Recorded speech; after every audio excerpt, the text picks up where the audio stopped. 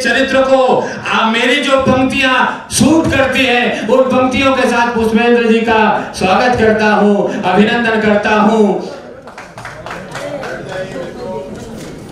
कि नहीं तमन्ना लाल किले के प्राचीरों से गीत पढ़ूं, चाह नहीं है राष्ट्रपति के हाथों से सम्मानित हूं। मेरे शब्द नहीं जो बहते जाते संग प्रवाहों के, मैंने तो रथ मोड़ दिए हैं बहती हुई हवाओं के। मेरी आए जनमानस की चिंगारी भड़काएंगी और उठी अगर तो वो ज्वाला बन जाएंगी। सुनकर मेरे सिंहनाद सिरन उठे सरकारों में, अरे यही तमन्ना गूंज उठूं मैं जनता की ललकारों में, यही तमन्ना गूंज उठूं मैं जनता की ललकारों में। तो सरकारों को अधिकारों के भाषा में समझाऊंगा और जब तक सांस रहेगी मेरी वंदे मातरम गाऊंगा। रहेगी मेरी वंदे वंदे वंदे। सबका बहुत बहुत धन्यवाद। अगर ये किसी को पता ना हो कि ये मुंबई में सभा हो रही है, तो यहाँ के श्रोताओं और मंच पे लोगों से लगता है कि कहीं उत्तर प्रदेश में सभा हो रही है।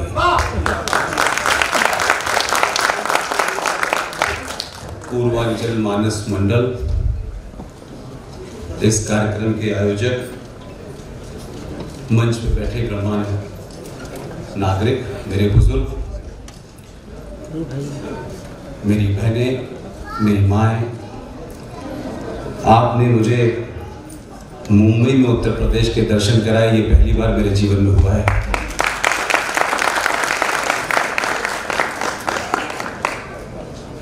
कविता, मुशायरे, ये अच्छी लगती है। कम शब्दों में ज्यादा बात कहने की क्षमता कविता में होती है। एक भावुक माहौल पैदा करती है। हम जोश में आके भारत माता का नारा भी लगाते हैं, लेकिन मैं इस मंच से कोई ऐसी बात नहीं कहने वाला। बहुत कड़वी, बहुत सपाट शब्दों में, क्योंकि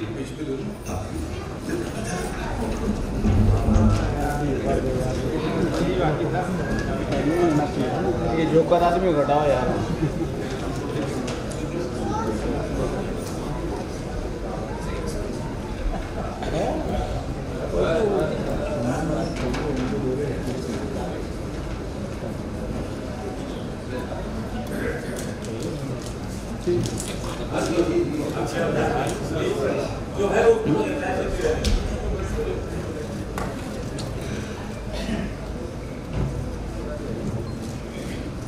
मैंने बड़े शायरों को सुना है, लेकिन ना मैं कविता करता ना मैं शायरी करता।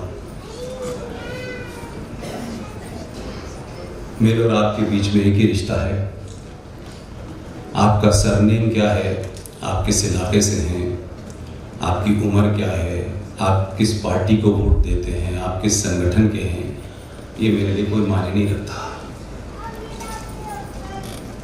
मेरे लिए मायने रखता है कि बहुत कम सभाएं ऐसी होती हैं जहां एंटरटेनमेंट हो और फिर श्रोताओं में इतनी हिम्मत हो कि एंटरटेनमेंट के बाद वो मुझ जैसे आदमी को सुनने के लिए बैठे हों। मेरे लिए यही बड़ी बात है।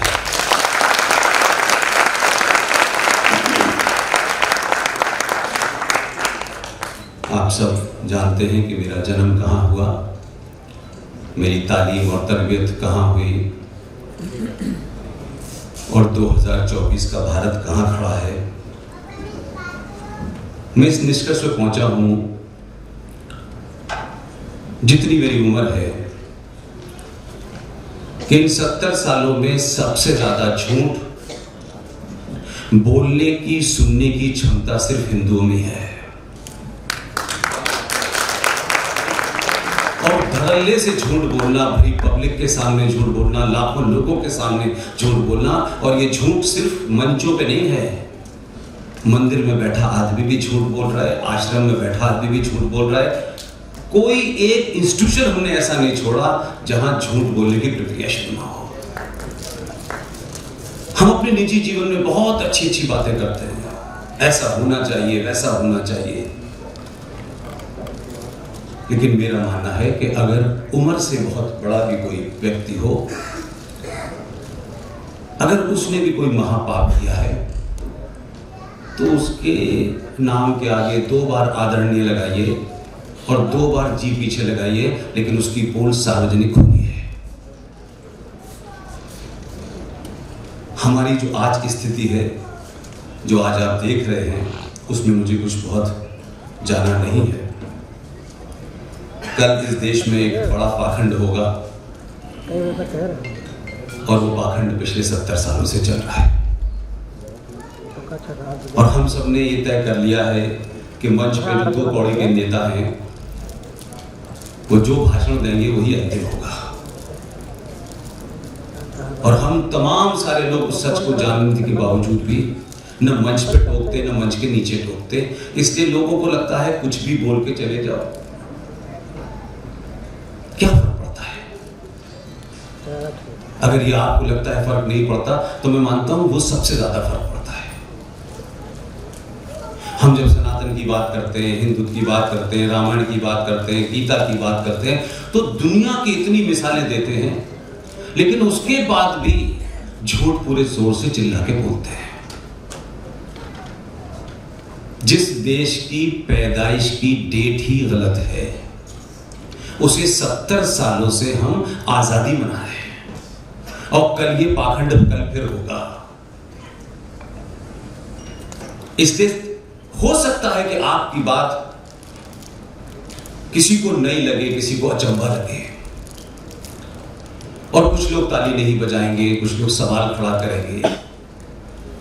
मेरी इस यात्रा का एक ही मकसद है कि लोग जितने सवाल खड़ा करने चाहे करें, बात एकदम ओरिजिनल सोर्स से रेफरेंस देते हुए कहनी है, और कितने भी बड़ा आदमी हो उसके बारे में भी कहना है।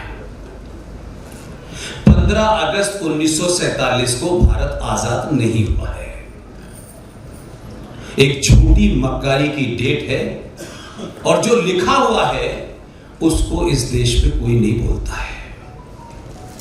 नेताओं की मजबूरी हो सकती है कि उनको लगता है कि लीक से हटके कोई बात करेंगे तो पता नहीं लोग सवाल खड़ा कर देंगे।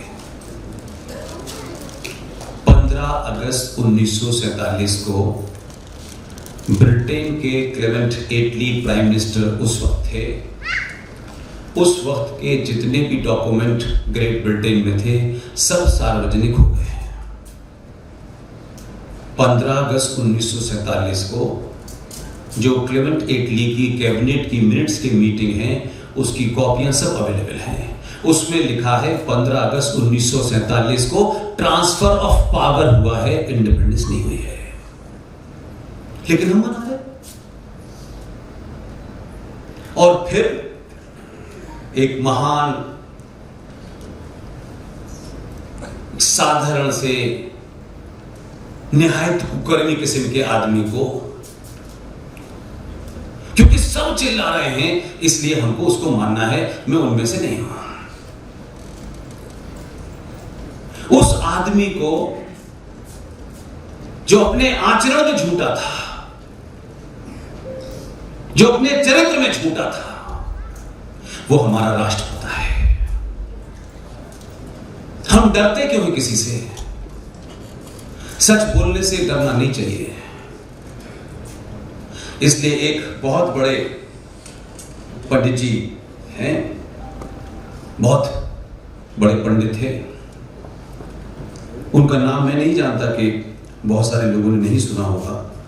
उनका नाम था पंडित लक्ष्माचार्य। बताइए किसी ने नाम सुना था कि आज से पहले? पंडित लक्ष्माचार्य वो व्यक्ति थे, बड़े विद्वान थे, उच्च कोटि के ब्राह्मण थे, जो हमारे पिता ने एक भजन गाया है, रघुपति राजा रागा राम पतित को देखे। ये सुना है आपने? ये धुन बजेगी अभी कल फिर उसी गांधी की मजार पर, फिर बजेगी, फिर ये नौटंकी होगी। लेकिन पंडित लक्ष्माचार्य ने इस भजन को पहली बार गाया था और ये उन्हीं का ओरिजिनल भजन है। उस भजन के अंदर कहीं नहीं लिखा है ईश्वर अल्लाह तेरो नाम सबको संपत्ति दे भगवान, ये हमारे राष्ट्रपिता ने चोरी करके उसमें डाला। अब किसी राष्ट्र का राष्ट्रपिता और उसकी पैदाइश की डेट ही गलत हो तो किस सम्मान और किस महंगे कपड़े के साथ अमेरिका में जब आप खड़े होते तो दुनिया आपको क्या समझती है? आपको हमको सबको गलतफहमी है, बहुत महंगी गाड़ी, बहुत बड़ा मकान जो है वो आपको सम्मान देता है ना। दुनिया आपको उसको देखती है कि आप करते क्या हैं। और ये झूठ का सिलसिला लगातार चल रहा है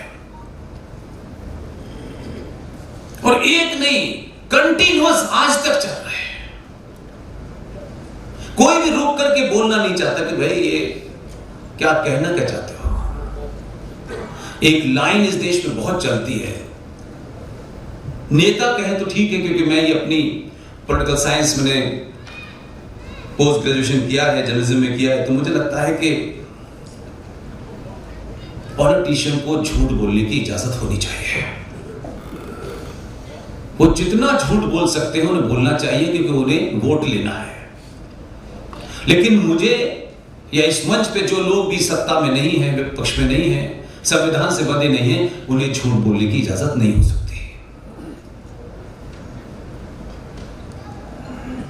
मजहब नहीं सिखाता आपस में बैर रखना, हिंदी है हम वतन है हिंदुस्तान हमारा, इस पे तालियां बजी लगती है। पूरी दुनिया में मजहब ही सिखाता है बैर रखना, पूरी दुनिया में। लेकिन आपने उसमें एक और झूठ जोड़ दिया है। इसे हम कायरता कह सकते हैं, अपना लालच स्वार्थ कह सकते हैं, या सच बोलने से कोई आदमी नाराज हो जाएगा इस डर से हम झूठ बोल रहे हैं। हर मंच में होगा सारे धर्म बराबर हैं, ये दुनिया का सबसे दूसरा बड़ा झूठ है। और हमारे बड़े बड़े विद्वान लोग ऐसे बोलते हैं। धर्म हमारी संस्कृति में, साहित्य में, मान्यताओं में, परंपराओं में, आस्थाओं के अंदर धर्म का मतलब रिलीजन का ट्रांसलेशन नहीं होता।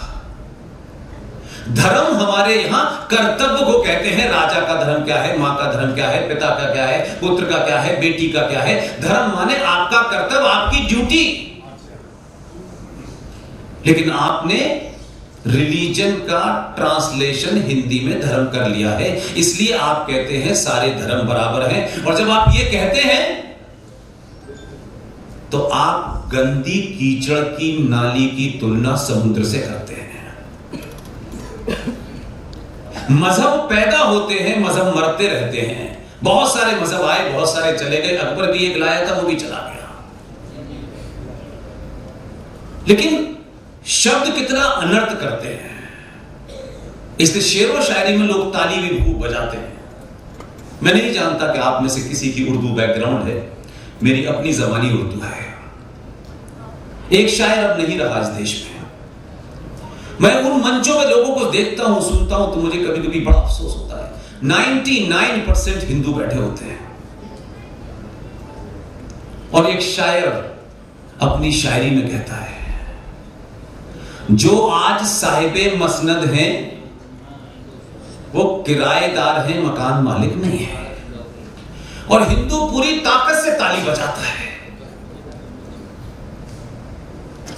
हमको कभी नहीं लगता कि जो बात हम जानते, कोई हमको गाली दे रहा है, हम उस पर भी ताली बजाते हैं, क्योंकि ताली बजाने देना चाहिए। पता नहीं लोग हमें ये ना समझें कि हमें उर्दू नहीं आती है, शेर समझ में नहीं आया। नहीं समझ में आया तो कौन सी हमारी बेइज्जती होने वाली है। इस शेर का कभी मतलब समझा आपने कि नहीं? अब तो बोलने वाला भी चला गया। बताइए, आपको पता है इसका क्या मतलब है? हाँ ना में बोलिए। ये जो मसनद रखे हैं ना, ये गोल तकिए को उर्दू में मसनद कहते हैं, राइट? उसने कहा जो आज साहिबे मसनद हैं, आज प्राइम मिनिस्टर कुर्सी पर बैठता है, राजा महाराजा बादशाह इसी पर बैठा करते थे, गांव तकिया लगा के। और आखिरी एक सीन आपने देखा होगा कि इस मसनद के साथ हमारे प्यारे चाचा फूल वाले खेला करते थे। अक्सर देखा होगा उनके हाथ में, उन्हें ऐसी चीजों से खेलने का शौक था। इसको मसनद कहते हैं।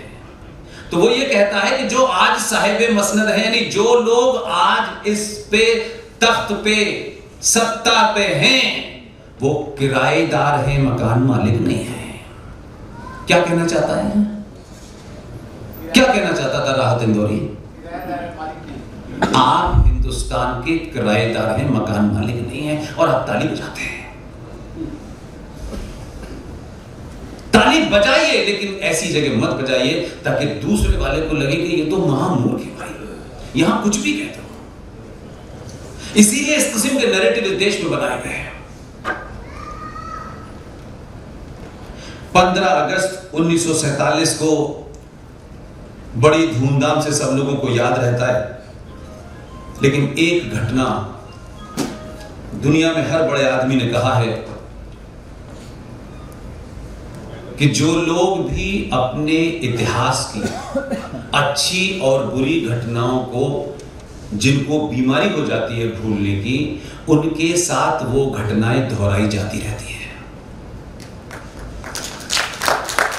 हम हर चीज को भूलना चाहते हैं, इसमें कोई बड़प्पन नहीं है कि नहीं भूल जाओ ना।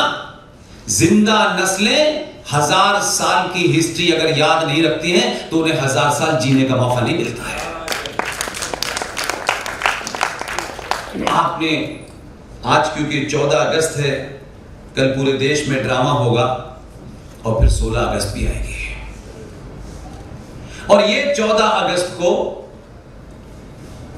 सरकार पाकिस्तान के यौम आजादी के ऊपर मुबारकबाद भी देगी ना। सरकार की मजबूरी है, लेकिन मेरी मजबूरी नहीं है। 14 अगस्त को पाकिस्तान बना था। मैं ये बात बार बार इसलिए कहता हूं कि जो कुछ आज हो रहा है, इसे कुछ लोग चाहते हैं कि भूल जाइए, क्योंकि उनकी दुकानों पे खतरा है। उनको लगता है कि हमने जो दुकान खोली है उस पर सवाल ना खड़ा हो जाए, लेकिन इसको भूल जाइए। कल 15 है और परसों 16 है। ये 1946 की 6 घटनाओं को मैं फ्रेम करता हूं, लेकिन उसमें से सिर्फ एक ही ऐसी घटना है जो मुझे आपको बतानी है। 16 अगस्त 1946, ये डेट याद है किसी को? नहीं याद। 16 अगस्त 1946 को बंगाल के अंदर मुस्लिम लीग, जिसने पाकिस्तान की मांग रखी थी, उस मुस्लिम लीग का सबसे बड़ा नेता हुसैन शहीद सोहरावर्दी ने बंगाल के अंदर एक कॉल दी थी, जिसे आप लोग इतिहास की किताबों में डायरेक्ट एक्शन के नाम से पढ़ते हैं। 16 अगस्त 1946 को हुसैन शहीद सोहरावर्दी, जो कि शेख मुजीबुर रहमान का रिश्तेदार था, और उस डायरेक्ट एक्शन में बंगाल में 10,000 सनातनी हिंदू और बच्चों को सड़कों पे काट के डाल दिया गया था। 16 अगस्त 1946 को वो ये करता है, और एग्जैक्टली 1 साल के बाद 14 अगस्त 1947 को पाकिस्तान बन जाता है। कुछ उसमें कैलकाटा किलिंग के नाम से है, कुछ डायरेक्ट एक्शन के नाम से है। तो जब आपके बच्चे आपसे पूछते हैं कि आप एंटी मुसलमान हो, आप बहुत ही कट्टर हिंदू हो, तो आपके पास जवाब ही नहीं होता, सवाल ही नहीं होता, कुछ भी नहीं होता। आप इतिहास को जितना भूलेंगे, इतिहास उतना ही आपको भूल जाएगा। और वो सोहरावर्दी 57 से लेकर 58 तक पाकिस्तान का प्राइम मिनिस्टर रहा। इसी तरह एक बड़ा झूठ है, वो राजनीतिक लोगों के स्वार्थों को पूरा करता है कि भारत के विभाजन के लिए अली मोहम्मद जिन्ना ने कहा था।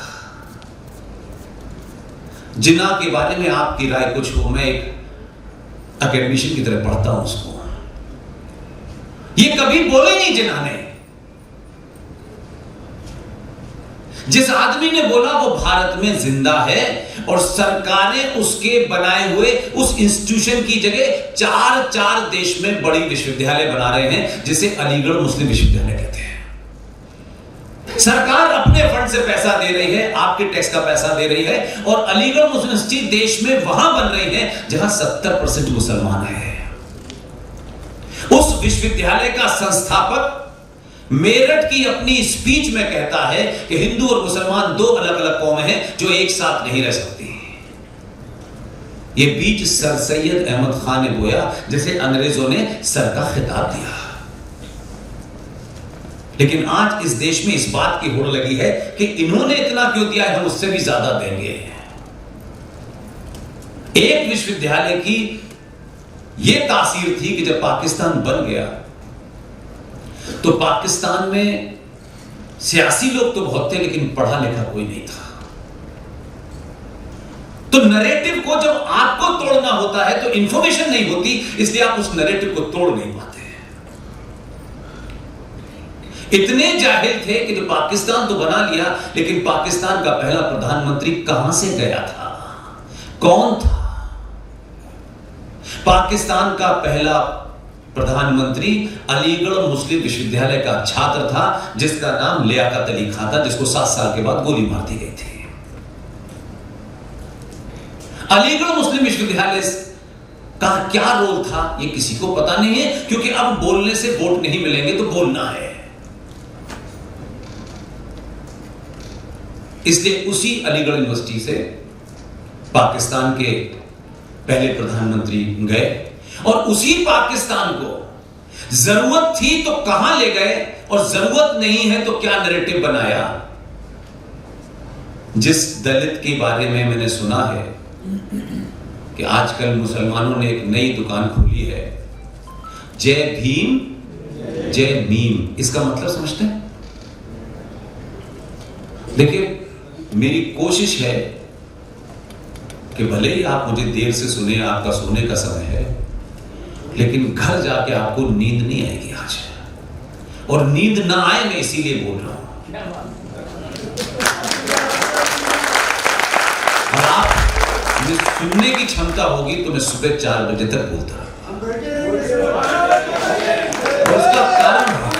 उसका कारण है मुझे जब भी प्रबुद्ध लोग दिखते हैं तो मेरे अंदर का जो कॉम्प्लेक्स है वो ये है, ये पता नहीं इस जीवन में दोबारा मुझे मौका कब मिलेगा, इसलिए जो कुछ भी है वो मैं सब बोल के जाना चाहता हूं। जो आज जय भीम जय मीम की बात कर रहे हैं, आप किसी नरेटिव को कोई बना रहे और आप उसको चलने दे रहे हैं। पाकिस्तान जब बना तो जाहिलों के पास एक भी ऐसा आदमी नहीं था जो संविधान लिख सके। इससे एक दलित लीडर जिसका नाम जोगिंदर नाथ मंडल था, जिन्ना साहब उसको पाकिस्तान लेके गए कि भाई यहां का संविधान लिखना है, आप पाकिस्तान के पहले लॉ मिनिस्टर हैं, आप दलित हैं और हम पूरी कोशिश करेंगे कि पाकिस्तान में दलितों को सम्मान के साथ रखा जाए। जोगिंदर नाथ मंडल ने पाकिस्तान के लॉ मिनिस्टर बने, वहां का संविधान लिखा, और जिस तरीके से वहां दलितों की लड़कियों को उठा करके रेप होते थे, जोगिंदर नाथ मंडल का जब सारा काम हो गया तो उन्होंने कई बार कहा, उसके बीच में जिन्ना साहब की मौत हो गई, तब उन्होंने कहा कि भाई मेरे रहते हुए, मुझे इतना भरोसा देने के बावजूद भी, मुझे लॉ मिनिस्टर बनाने के बावजूद भी रोज हजारों दलित औरतों का, लड़कियों का रेप हो रहा है। जिन्ना साहब को, जोगिंदर नाथ मंडल साहब को एक टका सा जवाब दिया कि आपको जिन्ना लाए थे, जिन्ना चले गए, अब आप जा सकते हैं।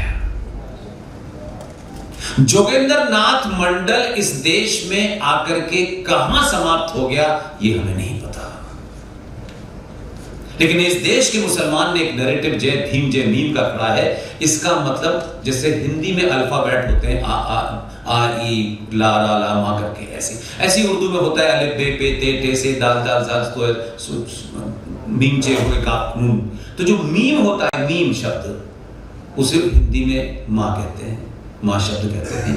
तो वो कहना चाहता है, उसने अपनी आइडेंटिटी छुपाई। जय भीम से तो क्लियर हो गया दलित, और जय मीम यानी उर्दू का वो मीम जिसका से लिखा जाता है मुसलमान। तो उसने उसको शॉर्ट कर दिया है ताकि हिंदू कंफ्यूज रहे। ये जय मीम क्या है? वो ये कहना चाहता है कि भीम और मुसलमान एक ही हैं। ये उसको चल रहा है। लेकिन सबसे ईमानदार आदमी मंच पे बैठे तमाम मेरे बुजुर्ग हैं, मैंने तो भी भाई साहब से मिला, पता तीसरी पीढ़ी के आदमी हैं। आज भी आपके पूर्वज चाटुकार नहीं थे।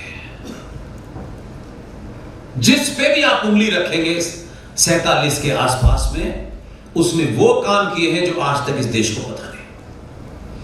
मैंने कोई स्पीच ऐसी नहीं छोड़ी है जिसमें उनका वर्णन नहीं करता मैं। कुछ आपको उसके लिए कोई कैंपेन नहीं चलानी, पिटीशन नहीं देनी, जरा सा थोड़ा सा ध्यान देना है बस। वो सब कुछ करके गए हैं, सब कुछ करके गए हैं, लेकिन हमने कभी उस किताबों को पढ़ने की कोशिश नहीं की, उन डॉक्यूमेंट को देखने की कोशिश नहीं की। जो आदमी 1888 में मक्का में पैदा हुआ, हिंदुस्तान आया, 1906 में मुस्लिम लीग बनी, न किसी केजी में गया, न कभी स्कूल में गया, न कोई पढ़ाई की, उस मौलाना अबुल कलाम आजाद को 1947 से लेकर 1958 तक देश का शिक्षा मंत्री बनाया। क्योंकि हमारे हिंदू के लिए शिक्षा मंत्रालय में खाने की जुगाड़ नहीं है, इसलिए इस देश में 70 सालों में 6 मुसलमान शिक्षा मंत्री बने। फिर आप कहते हैं कि इतिहास में अकबर को क्यों पढ़ाया जा रहा है? वो अपना एजेंडा करके गए, आप क्या कर रहे थे? आपको तो मलाईदार मंत्रालय चाहिए था। आज भी इसी की होड़ लगी है। इसलिए सच को जाने बगैर सार्वजनिक मंचों से नहीं बोलिए, और जब सच जान जाए तो खूब जोर से बोलिए, मेरा आपके सामने मैं खड़ा हूं, वो तेरी धमकियां सुनते सुनते थक गया। मेरा आज भी मानना है, मुझसे पहले भी लोग मानते होंगे, और ये एक ऐसा अटल सत्य है जिसमें मैं कोई नई बात नहीं कह रहा, लेकिन मैं ये मानता हूं मौत निश्चित है। उसको दुनिया की कोई ताकत नहीं टाल सकती, लेकिन अगर समय नहीं आया है तो कोई माइकल मार भी नहीं सकता।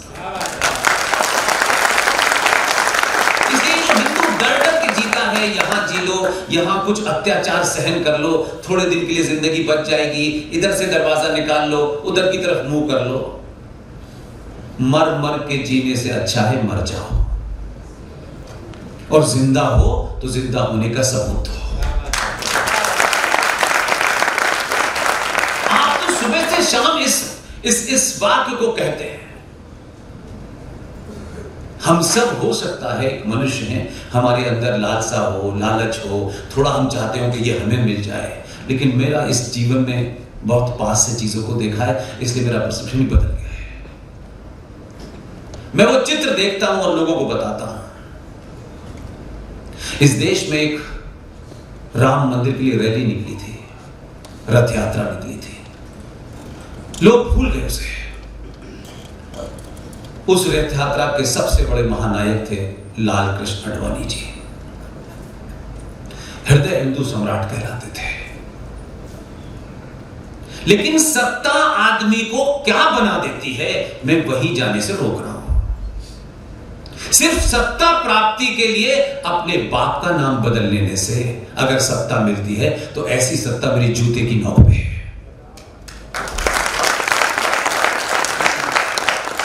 सब कुछ था उनको, सब कुछ कर सकते थे, लेकिन उनको भी ये बीमारी लग गई कि जब तक खान मार्केट में शाम को चाय पीने वाली सोसाइटी मुझे सेकुलरिज्म का सर्टिफिकेट नहीं देगी, तब तक मैं बन नहीं पाऊंगा। और इस पागलपने में जिन्ना की मजार पे उन्होंने फूल चढ़ा दिए, अब चलती फिरती मजार हो गए।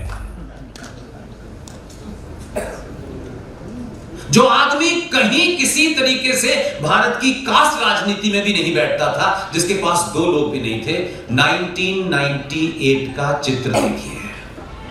ये सिर्फ उस भाव पैदा करने के लिए मैं कह रहा हूं। 1998 में गुजरात के मुख्यमंत्री को शपथ दिलाई जा रही थी, और उस वक्त बाप रे बाप एक से एक था। प्रमोद महाजन, अरुण जेटली, सुषमा स्वराज, ये सब फायरी लीडर हुआ करते थे, दिल्ली की सरकार चलाते थे।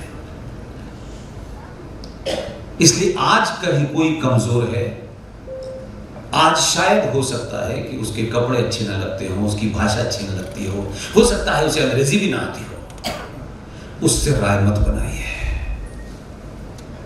मुख्यमंत्री के शपथ ग्रहण समारोह की आधी पंक्ति में ये टॉप लोग बैठे हुए थे।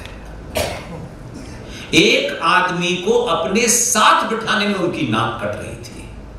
वो उकरू झोला लेकर के जूतों पे बैठा हुआ था।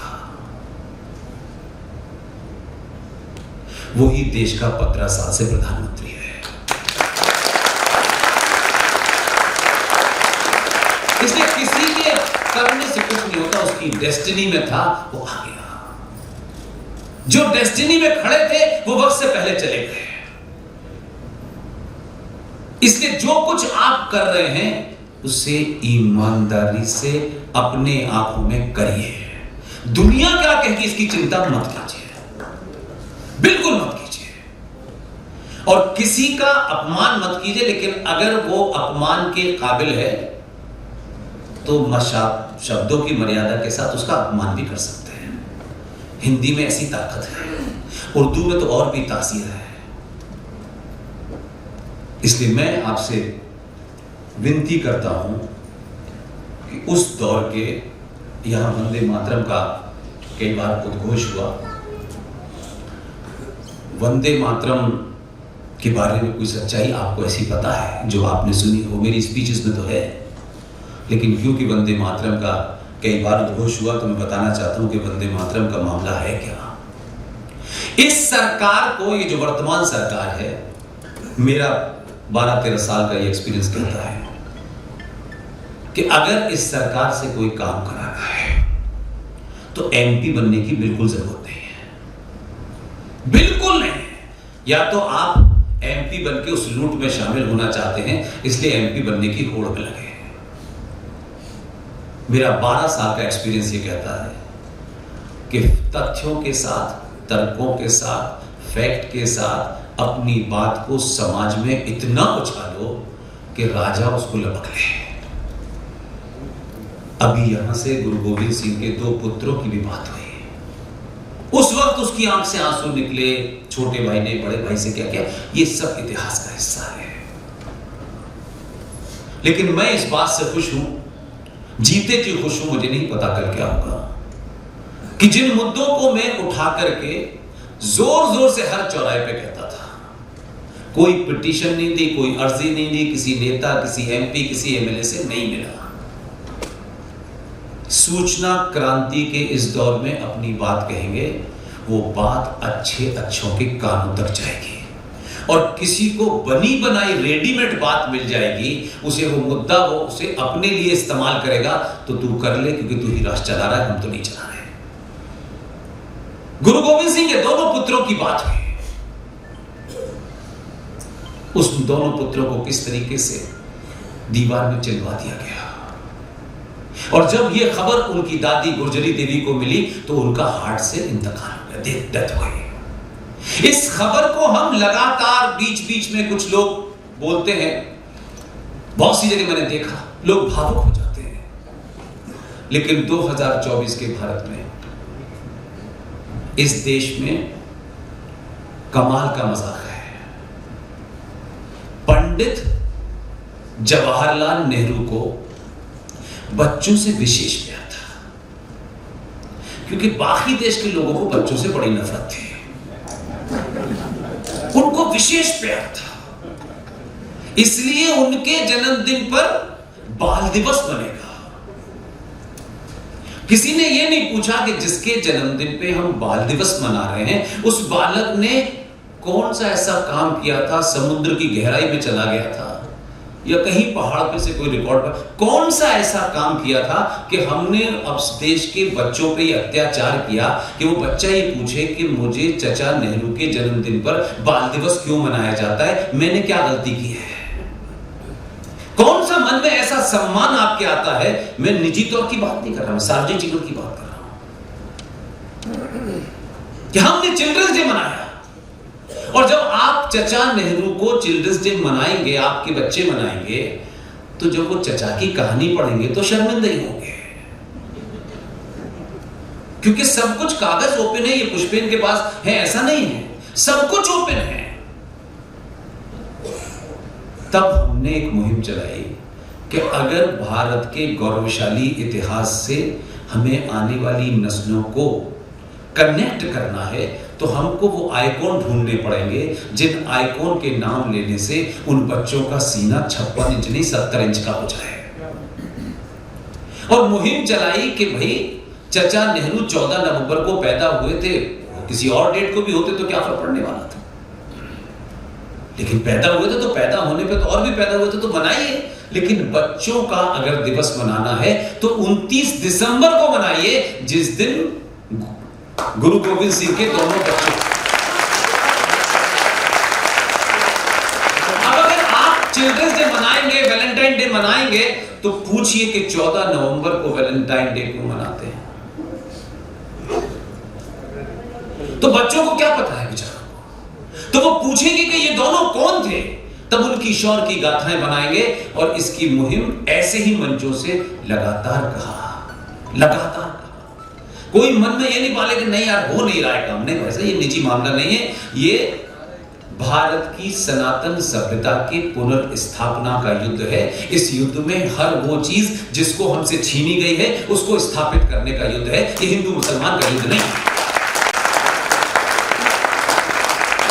और एक दिन सुबह उठे और एक घोषणा हुई कि अब से बाल दिवस 29 दिसंबर को मनाया जाएगा। नैरेटिव बदल गया। अब बच्चा आपका पूछेगा 29 दिसंबर को क्यों मनाया जाएगा, तब ये शौर्य की कहानी हर बच्चे के कान में जाएगी। फिर वो चाचा नेहरू नहीं बनेगा, फिर वो गुरु गोविंद सिंह बनेगा। इसलिए बहुत सारी चीजें ऐसी हैं जो सरकार को, देखिए मैं ये मानता हूं कि पद से ज्ञान का कोई संबंध नहीं है। कोई ये समझता हो कि पद आने से ज्ञान आता है, मेरा अपना एक्सपीरियंस है कि ज्यादातर पदों पर महामूर्ख बैठते हैं। कोई संबंध नहीं है पद से। जो सम्मान यहां जो बैठे हैं लोग, इनके पास कोई पद नहीं है, ये अपने ज्ञान के कारण सम्मानी है, ये ज्ञान के कारण सम्मानी है। जितने भी पद वाले देखेंगे बस उनके बारे में कुछ और कहने की आवश्यकता नहीं है। इसलिए इसकी चिंता मत कीजिएगा। अरे वो बहुत बड़े आदमी हैं, वो बहुत बड़े जज साहब हैं। 4 लॉ की किताब पढ़ने से जज बनते हैं। जज साहब को ये किसी ने इजाजत नहीं दी है, न भारत का संविधान देता है, लेकिन कायर हिंदू के घर में उसकी बेटी के में दखल, उसकी मां में दखल, उसके संस्कारों में दखल के लिए आप लालची सब लोगों ने मिलकर के ऐसा मुंह बंद कर लिया है कि जज इस देश का तय करता है कि शबरीमला में जेंडर जस्टिस होना चाहिए। अगर किसी मंदिर में कोई विवाद है, कोई पूजा का मामला है, तो उसके लिए अंतिम व्यक्ति है शंकराचार्य। उसके अलावा उस पर कोई ज्ञान नहीं दे सकता। मैं पूछता हूं, लॉ की किताब पढ़ने के बाद में किस जज साहब को पता चला कि शबरीमला में जेंडर जस्टिस होना चाहिए? हमने जिस दिन ये करा, उन्होंने उसके तीसरे दिन उसी कोर्ट में एक अर्जी दी और हमने कहा हम चाहते हैं कि जेंडर जस्टिस मस्जिद में भी होना चाहिए। जज साहब बोले आप पार्टी नहीं है। हम उस मर्यादा की वजह से बोलना नहीं चाहते थे। हमने टेलीविजन पे बयान दिया कि अगर मस्जिद में जेंडर जस्टिस करने की बात कहेंगे तो सड़क पे इनके साथ इनजस्टिस हो जाएगा, इसलिए ये नहीं देंगे फैसला। क्योंकि हिंदू के बारे में कुछ भी कह दो, देवी देवताओं के बारे में कह दो, मंदिर के बारे में कह दो, क्योंकि आप रिएक्ट नहीं करते, इसलिए रिएक्शन देना कभी कभी अनिवार्य होता है। इसलिए सबरीमला के जेंडर जस्टिस को खूब फैलाया गया। इस देश में ऐसे मूवमेंट चले, लेकिन आज तक किसी सनातनी को नहीं पता कि उस शबरीमला में जेंडर जस्टिस के नाम पर जो महिलाओं का आना मना था वो क्यों था। किसी हिंदू ने नहीं दिया है। केरल की एक लेडी जो पैदाइशी क्रिश्चियन है, उसने दिया, किताब लिखी, उसने इंग्लिश में लिखी। मैंने कहा कि आप हिंदी में भी लिख दो, इसको मैं घर घर बेचूंगा। ये बात हमारे किसी शीर्ष से आनी चाहिए थी, सत्ता के शीर्ष नहीं, राष्ट्र के शीर्ष से आनी चाहिए थी कि भाई इसका ये मतलब नहीं है। और पूरा देश जेंडर जस्टिस पे लग गया। शबरीमला यानी आप केरल में जाएंगे तो 6 ऐसे मंदिर है, 6 या 5 मंदिर है। वो 5 मंदिर है केरल के अंदर जहां अलग अलग में पूजा होती है। उन 5 या 6 मंदिरों का एक ही मकसद है, ये जो हमारी कुंडलियां होती हैं, इनको अलग अलग कुंडली के लिए हमारे शास्त्रों के हिसाब से मंत्र हैं, और अलग अलग मंदिर में वो जो पत्थर लगा है उससे निकलने वाली रेस अलग है। उन मंत्रों का उन रेस के साथ में समागम होता है और मंत्रों का उच्चारण किया जाता है, उससे आपकी सोई हुई कुंडली जागृत होती है। इसलिए वो 6 मंदिर हैं। और उसमें से एक मंदिर है जिसमें महिलाओं को उनकी बॉडी में महीने में एक बार एक बायोलॉजिकल प्रोसेस होता है।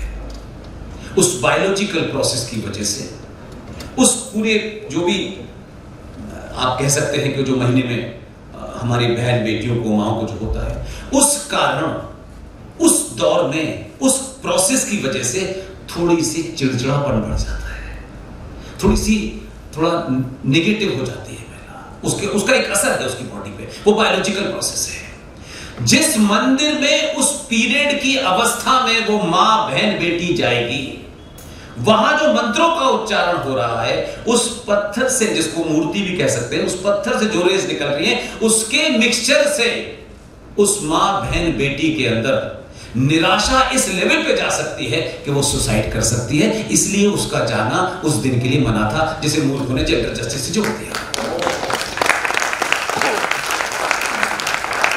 आप जिस सनातन की बात कहते हैं, मैं दिन में भी कहीं किसी से बात कर रहा था, कई बच्चे आए हुए थे। सनातन मतलब किसी साउथ के 2 पागलों ने कह दिया कि सनातन डेंगू है और हमारी भीड़ लग गई उसको जवाब देने में। कभी कभी बेवकूफ की गाली हंस के डाली, इतने छोड़ देना चाहिए उसको। वो आपसे अटेंशन चाहता था, पूरा देश अटेंशन दे रहा है उसको जहां पहुंचाना था मैसेज उसने पहुंचा दिया। हर पागल की बात को रिएक्ट नहीं करना चाहिए। चुप रहने से भी कभी कभी आसानी होती है। कभी कभी हमारे ऊपर भी लोग दुनिया जमाने की बकवास करते रहते हैं, मैं रिएक्शन ही नहीं देता, खुद ही अपने आप बंद हो जाते हैं। सनातन क्या है, किसे कहते हैं सनातन, क्यों कहते, बताइए, कुछ बोलिए। मैं आपके साथ इंटरेक्टिव बात कर रहा हूं, कोई स्पीच नहीं दूंगा। सनातन से क्या समझते हैं आप? जी, जो सदा से है। ठीक है, ये भी ठीक है। अगर हम सनातन को, अगर आज के 12 साल के 15 साल के बच्चे को सुनाएं तो संचार क्रांति में वो आपसे सवाल पूछेगा। अगर उसको आसान शब्दों में कहें तो आज के दौर में जैसे हम साइंस कहते हैं, साइंटिफिक टेम्परामेंट कहते हैं, सनातन साइंस है। सनातन किस पे टिका हुआ है? नहीं, कहां पढ़ा आपने? हमसे पहले भी था, हम हैं, और जब तक ये ब्रह्मांड रहेगा तब तक रहेगा वो। लेकिन वो है क्या? अपनी सुविधाओं से किसी की परिभाषा नहीं करनी चाहिए। सनातन सिर्फ 5 तत्वों पे टिका हुआ है, और वही 5 तत्व, क्योंकि मैं उसका हिस्सा हूं, मैं भी प्रकृति का हिस्सा हूं, इसलिए वही 5 तत्व मेरे शरीर में हैं, और जब वो काम करना बंद कर देते हैं तो मृत्यु हो जाती है। अब उस सनातन को उस दौर में लाखों साल पहले, जैसे हम ऋषि मुनि के नाम से जानते हैं, क्या क्या नामों से जानते हैं, उस जमाने वो अपनी बात आसान शब्दों में आम जनता तक नहीं पहुंचा सकता था। तो उसने एक डिवाइस निकाली, जैसे मैं पब्लिक के हर फंक्शन में कहता हूं कि पुरुषों को ये बड़ा घमंड है कि वो ज्ञानी होते हैं, ऐसा बिल्कुल भी नहीं है। जो महिला घर में झाड़ू भी लगाती है ना, जो खाना बनाती है, जिसने कभी किताब खोल के भी नहीं देखी, उससे बड़ा ज्ञानी कोई नहीं है। एक महिला 5 से 6 साल के बच्चे को दूध पिलाना चाहती है। उसको पता है कि दूध बच्चे के स्वास्थ्य के लिए अच्छा है। उसने कहीं पीएचडी नहीं की है, उसने टेलीविजन के सीरियल देख के तय नहीं किया है। उसने एक डिवाइस निकाली कि ये 6 साल का बच्चा जो है दूध नहीं पी रहा है, मां पीछे पीछे उसके भाग रही है, लेकिन मां को यह पता है कि दूध में ऐसे पौष्टिक चीजें हैं जिससे बच्चे को उसका स्वास्थ्य, इतना उसको पता है। वो साइंटिफिकली हो सकता है एक्सप्लेन न करे, 2024 की मां कर सकती है, तब नहीं कर सकती थी। वो बच्चे से क्या कहती है, तुम दूध पी लो, तुम दूध नहीं पियोगे ना तो अभी भौं आ जाएगा। उस मां का ये कतई मकसद नहीं है कि बच्चा भूबों से डर जाए, उसका मकसद ये है इस डर से ये दूध पी ले, उसका मकसद ये है। लेकिन उस मां का ज्ञान देखिए, वही 12-13 साल का बच्चा जब उसको ग्लास में दूध देती है तब उससे उसका नरेटिव कैसे बदल जाता है। तब उस बच्चे से ये कहती है कि दूध पीने से तुम्हारी हड्डी मजबूत होगी, और जब हड्डी मजबूत होगी तो जब भौं आए ना तो मार के भगा देगा। तब भी उसका मकसद यह था कि दूध पी ले, और 12 साल के बच्चे से भी मकसद था, लेकिन 12 साल के बच्चे से वो साइंस कम्युनिकेट करने की हैसियत में आ गई, इसलिए उसने कहा कि दूध पी ले। बिल्कुल इसी तरह उस ऋषि मुनि ने हजारों लाखों साल पहले आपसे यह कहा कि सुबह जब उठो तो सूरज की पहली किरण निकले तो उस पे लोटे से पानी चढ़ा देना। अब वो साइंस में आपको कम्युनिकेट नहीं कर सकता था, तो उसने क्या करा कि आपकी आस्था से जोड़ा, कहा कि सुबह सूरज देवता को, पहले तो उसने उसे देवता बना दिया, भगवान बनाया, और फिर देवता पे पानी चढ़ा देना। और पानी चढ़ाते वक्त उसने कई बार आपको बताया पानी चढ़ाना कैसा है। आप पानी चढ़ाते चढ़ाते चढ़ाते चढ़ाते 2024 में आंखें बंद करके यूं पानी चढ़ा देते हैं। जब रात भर पर्यावरण कार्बन डाइऑक्साइड देता था, जिसे आज आप CO2 कहते हैं, यह अब अंग्रेजों ने हमको बताया, बाद में चीजें, उस ऋषि मुनि को हजारों साल पहले पता था कि पर्यावरण रात में कार्बन डाइऑक्साइड देता है। उसे कार्बन डाइऑक्साइड के नाम से नहीं होगा, किसी और नाम से जानता था, लेकिन उसे आम आदमी को बताना था। तो उसने कहा सुबह सुबह उठ करके लोटे में पानी लेके के आंख खोल के सूरज की तरफ धार डालना और पानी गिरे और आंखें खुली रखना, क्योंकि तुम्हारे शरीर को जो अग्नि चाहिए वो सुबह सुबह प्योर तुम्हें मिल जाएगी, पूरे दिन के लिए तुम्हारा काम हो जाएगा। उसी आदमी ने बताया। आज एनवायरमेंट मिनिस्ट्री है, आज हमारे यहां क्लाइमेट चेंज पे अरबों खरबों रुपया खर्च हो रहा है, लेकिन साइंस की तरक्की के बावजूद भी दुनिया में उन लाखों करोड़ों साल पहले भी और आज तक कोई उसको सब्स्टिट्यूट पैदा नहीं कर पाया। उसने कहा कि इस धरती और ब्रह्मांड पे एक ही पेड़ है जिसकी पूजा करना। बार बार वो पूजा का भाव इसलिए लाता है कि आप पूजा से आस्था भाव में चले जाते हैं, और फिर आप लॉजिक और तर्क नहीं देते हैं, क्योंकि आप लॉजिक दे नहीं सकते थे, वो लॉजिक बता नहीं सकता था। लेकिन उसके सबकॉन्शियस माइंड में क्या था, उसने कहा इस पेड़ की पूजा करना। लेकिन उसने उस वक्त कहा था, लेकिन आज हमने पीपल के पेड़ जिसकी वो कहता है कि पूजा करना, यही धरती पे ब्रह्मांड में एक ही पेड़ है जो 24 घंटे ऑक्सीजन देता है। इसलिए उसको प्रिजर्व रखने के लिए पूजा से जोड़ दिया। पूजा का मतलब था आप उसकी साफ सफाई रखेंगे, आप पानी देंगे तो वो बचा रहेगा, कुछ बदमाश उसको गंदा करेंगे तो उसे आप रोकेंगे। वो पेड़ आज तक अमेरिका बना नहीं पाया, इसलिए उसको आस्था से जोड़ा। ये बात अलग है कि आज भी हमारी माएं बहनें और घर में बहुत सारे लोगों को पता नहीं है, तो उसको कलावा बांध देते हैं और लड्डू खिला देते हैं, जिससे लड्डू पेड़ नहीं खाता, चींटे खाते हैं और पीपल का पेड़ खोखला हो जाता है। वो नहीं करना है। हाथ जोड़ने का, अगर मैं आपसे कहूं कि मैं आपका प्रणाम करता हूं और कोई मेरी तस्वीर ऐसे खींच ले और मेरा हाथ ऐसे देखे, तो वो क्या कहेगा? उसको अलग अलग नोशन लगाएगा। पुष्पेन माफी मांग रहा था, ये भी कह सकता है पुष्पेन नमस्ते कर रहा था। तो ये जो आप हाथ जोड़ते हैं ना, हे सूरज देवता, तूने दिन भर के लिए मुझे अग्नि दी, मैं तेरा धन्यवाद करता हूं। जोड़ के पूजा नहीं कर देते आप पीपल को जब पूजा करते हैं तो आप पूजा नहीं करते बल्कि उसका धन्यवाद करते हैं। मेरे जीने के लिए तेरे पास जो ऑक्सीजन है वो तूने प्रचुर मात्रा में मुझे दी, इसके लिए तेरा धन्यवाद। ये पृथ्वी जो आपको सब कुछ देती है, हवा में कुछ नहीं उगने वाला है, साइंस कहीं से भी ले आई है। पिज्जा भले ही खा लीजिए आप, कोई फर्क नहीं पड़ने वाला, लेकिन पिज्जा की जड़ में पृथ्वी है। इसलिए हमारे संस्कारों में ये कहा गया कि जो पृथ्वी सब कुछ देती है उसका नमन करना। अपने इस यहां मंच पे ऐसी पीढ़ी बैठी होगी जो उस जमाने 26 माले पे नहीं रहती थी। लोग उठते थे, जमीन पे पैर रखने से पहले ऐसे करके सर से माथे से लगाते थे। वो भी धन्यवाद था कि तेरे कारण ही जीवन के खाने की सारी चीजें मिलती हैं। तो अगेन गेट, फिर क्या आया? जल। जल तो समुद्र में भी है? पी सकते तो नहीं पी सकते। तो किस भाव से जोड़ा? हमारे संस्कारों में मां दुनिया की सबसे पवित्र होती है। मां के मुकाबले कोई पवित्र नहीं होता, और मां ही दुनिया का सच है। पिताजी तो मात्र विश्वास है। आप मेरी बात समझे कि नहीं समझे? आपके रिएक्शन से लगा कोई झटका लग गया आपको, क्योंकि पुरुष प्रधान देश में लगा होगा ये क्या कह दिया। मेरी मां को ही पता है कि मेरा पिता कौन है, पता है ना। मां ने मुझे अपने पेट में 9 महीने रखा है, ये दुनिया का सच है। तो पिताजी को थोड़ा नहीं पता है। हॉस्पिटल में जो बच्चा मां के पास है और मां का दिमाग खराब हो गया तो इधर की जगह उंगली इधर कर दे, जीवन भर पिताजी पिताजी चिल्लाते रहेंगे। इधर कर दे के इशारा है, गई गाड़ी पिताजी की।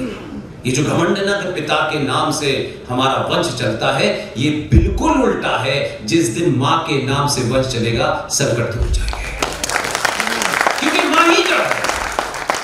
आप सोचिए उस मां का कलेजा कि उसने 9 महीने रखा, उसकी पीड़ा के वक्त वो रोई नहीं, लेकिन उसने जिधर उंगली करके कह दिया। आज जीवन बच्चे ने मां से सर्टिफिकेट नहीं मांगा, दिल्ली वाला सीएम होता तो मांग लेता। उसने नहीं मांगा कि मां सच बता ये है कि नहीं। तो इसलिए पिता मात्र विश्वास पे है जो मां के विश्वास पर डिगा हुआ है, लेकिन वही मां को बताता है नो यू आर वीकर।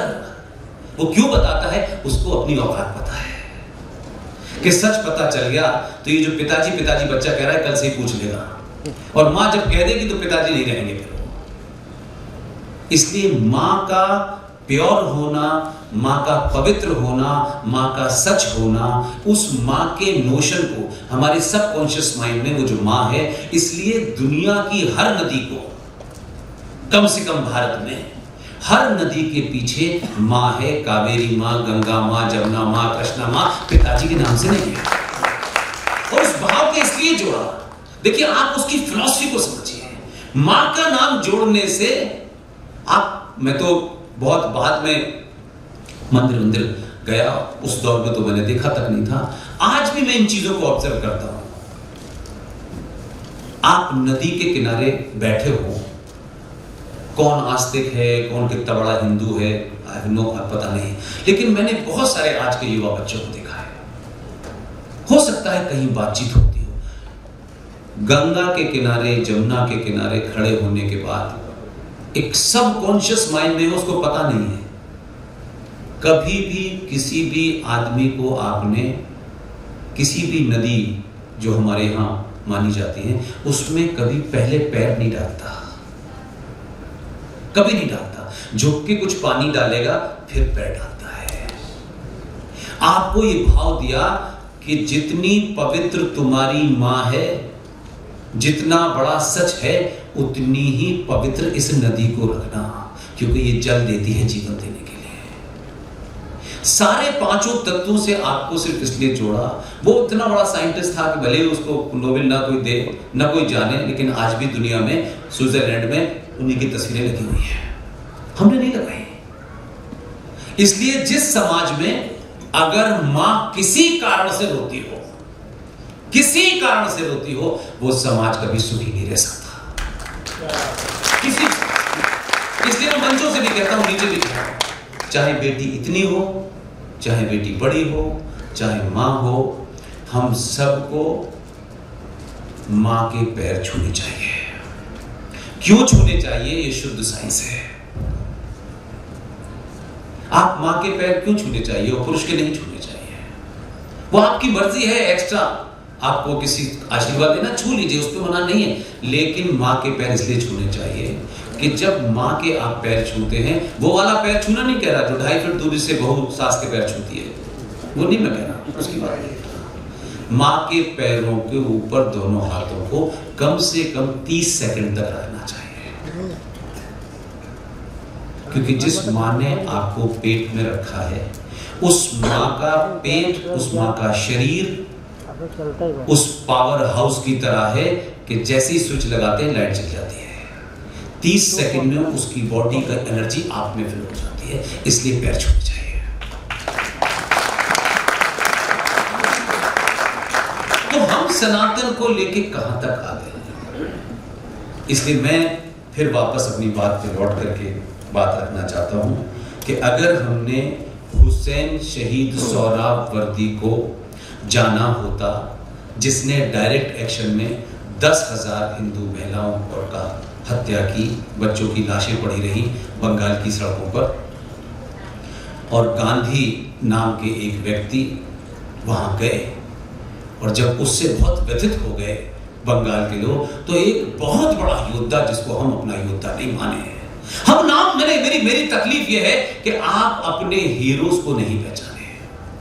आपने चाटुकार और दलालों को जो इधर उधर से साठ गांठ करके कुछ हो गए, आपने उनको अपना हीरो बना लिया, और ये पूरे इस समाज की सबसे बड़ी कायरता है।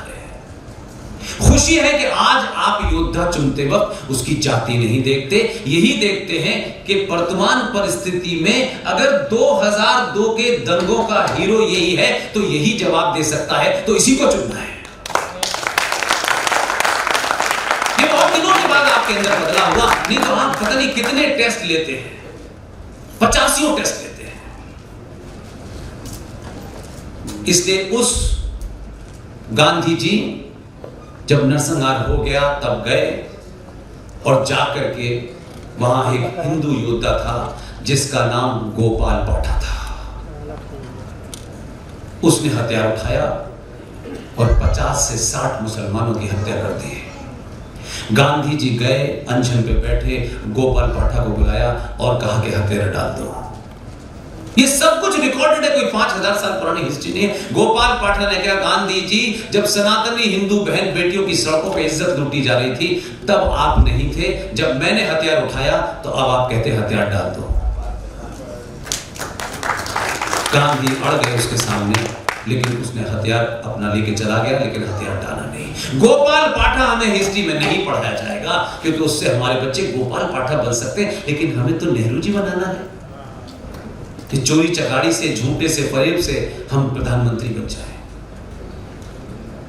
जिस आदमी को अपनी ही पार्टी के 1946 के चुनाव के लिए पार्टी ने उम्मीदवार नहीं बनाया, ये मैं नहीं कह रहा हूं, I always quote the original source. मैं उसके अलावा रामलाल ने क्या लिखा, और श्यामलाल की किताब है, हजारों ऐसे पेड़ इस देश में राजाओं के, नेताओं के लोग हैं जो किताबें लिख देते हैं, और नेताजी रातों रात महान हो जाते हैं। 40 केस बलात्कार के और 50 डकैती के लगे हों, लेकिन नेताजी महान हो गए क्योंकि किसी ने किताब लिख दी। सॉरी, गांधी जी के बारे में बहुत सारी बातें कह सकते हैं, लेकिन गांधी जी की उस झूठ को भी, गांधी जी कह रहा हूं, और उनके सम्मान में 2-3 बार जी और लगा सकता हूं, लेकिन उन्हें बख्शूंगा नहीं। कांग्रेस पार्टी का 1946 में चुनाव होना था अध्यक्ष पद का, क्योंकि रांची के पास एक जगह है 100 किलोमीटर दूर, रामगढ़। ये 1940 की घटना है, और इन घटनाओं को जोड़ेंगे तो आपको पता चलेगा कि हुआ क्या था। 23 मार्च 1940 को लाहौर जो पाकिस्तान में है, वहां मुस्लिम लीग की अधिवेशन हुआ, और उस अधिवेशन में यह मांग की गई कि हमें कंप्लीट पाकिस्तान चाहिए। 1940 में रेजोल्यूशन पास हो गया, और यह कहने के बाद जिन्ना ने एक स्टेटमेंट दिया कि जो असली मुसलमान हैं वो मुस्लिम लीग के पास हैं, जो नकली मुसलमान हैं वो कांग्रेस के पास हैं। तो हमको तो कोई जरा सा कुछ कह दे तो हम तो ओवर सेंसिटिव लोग हैं, फौरन हमारे यहां इस बात का हंगामा हुआ कि क्या कर सकते हैं। आनन फानन में मौलाना अबुल कलाम आजाद को रांची से 100 किलोमीटर दूर रामगढ़ में कांग्रेस का अधिवेशन हुआ और उन्हें अध्यक्ष बनाया गया। और इस कॉम्प्लेक्स में कि 40 से 47 आते आते अध्यक्ष पद का चुनाव की घोषणा हुई तो कांग्रेस पार्टी से नाम मांगे गए। पूरी कांग्रेस पार्टी में वो कितने बड़े हिंदूवादी लोग थे, मैं उनका नाम नहीं जान रहा, अपनी कोशिश करता हूं कि कहीं से मुझे मिल जाए। कुछ साधनों की कमी, कुछ समय की कमी के कारण नहीं कर पा रहा हूं मैं। कांग्रेस के पार्टी ने नेहरू की उम्मीदवारी अध्यक्ष पद के लिए बनाई नहीं। तब गांधी ने जाकर के कहा नेहरू मेरी पहली पसंद है, क्योंकि वो कह रहे थे अंदर से उनके काम में। और फिर दोबारा मैं उन कांग्रेसियों का धन्यवाद करना चाहता हूं, मैं नाम नहीं जानता। जिस दिन भी मुझे नाम पता चलेगा मैं उनका इज्जत के साथ, सम्मान के साथ मानूंगा कि वो बड़े विजनरी थे। जब नेहरू को गांधी के दबाव में उम्मीदवार बना दिया और चुनाव हुआ, और चुनाव पूरे देश में 15 प्रांतीय असेंबली थी और वहां से वोट आने थे, तो गांधी जी ने दूसरा काम क्या किया, जो उनके सबसे विश्वासपात्र थे, जो उनके सारे कुकर्मों को जानते थे, सब कुछ उन्होंने क्या क्या किया है सब जानते थे। उन्होंने सोचा यही आदमी बेस्ट है, इसकी देख रेख में इस चुनाव की प्रक्रिया होनी चाहिए, ताकि कुछ मामला होगा तो मैं काम कर सकता हूं। ये उनकी मनोदशा रही होगी, इसलिए उन्होंने आचार्य जेबी कृपलानी को, वो जब वोट पड़े, जब पेटियां खुली तो आचार्य जेबी कृपलानी को बनाया। पेटियां खुली, आज का बच्चा कहता है नोटा, आज के लोग कहते हैं इलेक्शन हैक हो गया है। इस भारत की बदकिस्मती है कि उस वक्त इलेक्शन ही हैक हो गया था। पेटियां खुली, 15 में से 1 वोट पट्टाभी सीतारमण को मिला, 2 वोट यानी अगर आपकी भाषा में को तो नोटा थे, और 12 वोट सरदार पटेल को मिले। हम ताली बजा सकते हैं, लेकिन कितनी खुली बेईमानी इस देश के तथाकथित राष्ट्रपिता ने की कि उस आदमी को जिसको 12 वोट मिले उसको उन्होंने कहा इस्तीफा दे दो।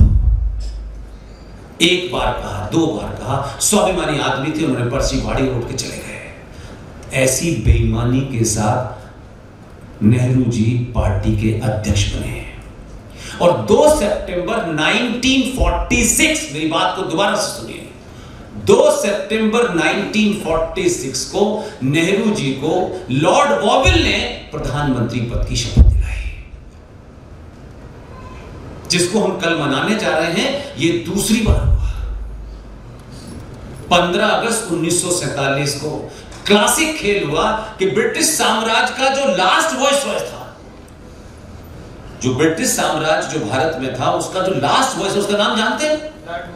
देखिए सब जानते हैं, सबको पता है लॉर्ड माउंटबेटन और मैडम लॉर्ड माउंटबेटन क्या थे, चचा से क्या मामला थे, इसलिए उनका नाम नहीं लेते सम्मान की वजह से, उनके पति का नाम लेते हैं। Lord Louis Mountbatten was the last viceroy of British India. 15 अगस्त 1947 को गांधी भी गए और हमारे चेले चपाटे भी यहां से पाकिस्तान गए। 15 अगस्त को, 14 अगस्त को पाकिस्तान बन चुका था। अगर आपके शत्रु में, आपकी शत्रु हो सकती है, उसके कारण हो सकते हैं, लेकिन अगर उस शत्रु में भी कोई ऐसा गुण है तो उसकी तारीफ करनी चाहिए। शत्रुता हमारी किसी बात पे है, वो रहेगी, उससे बदलाव नहीं होगा। ये लेके पहुंचे कि आप अपना first governor general Lord Mountbatten को बनाइए, उनका bastard, we are not going to accept this idiot, ये कह के लॉर्ड माउंटबेटन को पाकिस्तान ने भगा दिया और उन्होंने अपना पहला गवर्नर जनरल अपना ही आदमी अली मोहम्मद जिन्ना को बनाया। इसे किरदार भी कहते हैं।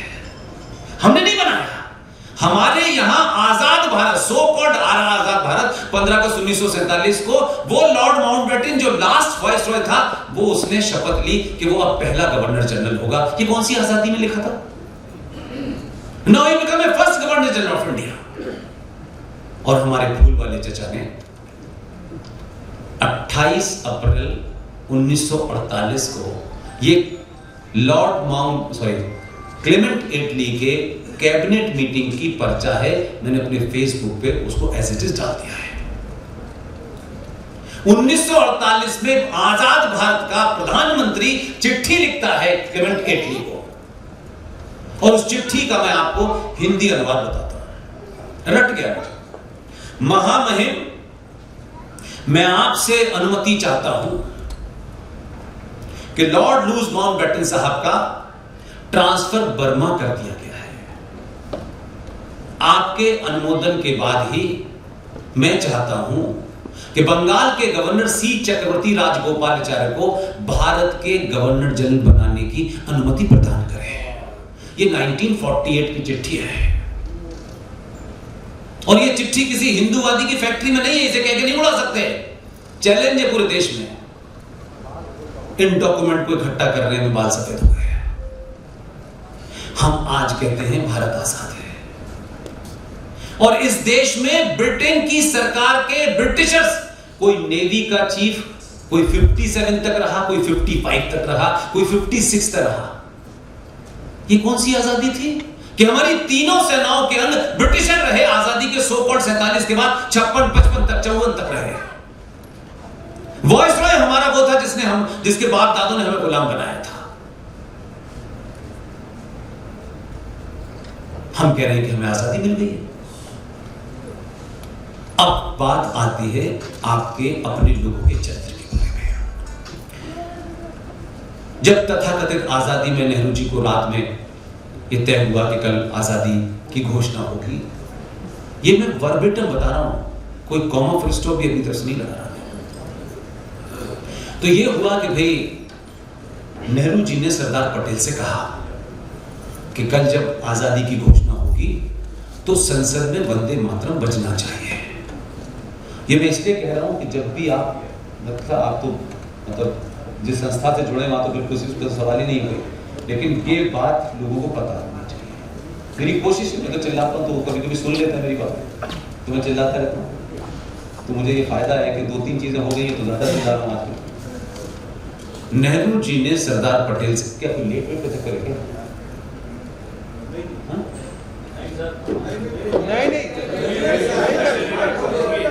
सरदार पटेल से कहा कि जब कल आजादी की घोषणा हो जाए तो संसद में वंदे मातरम बजना है।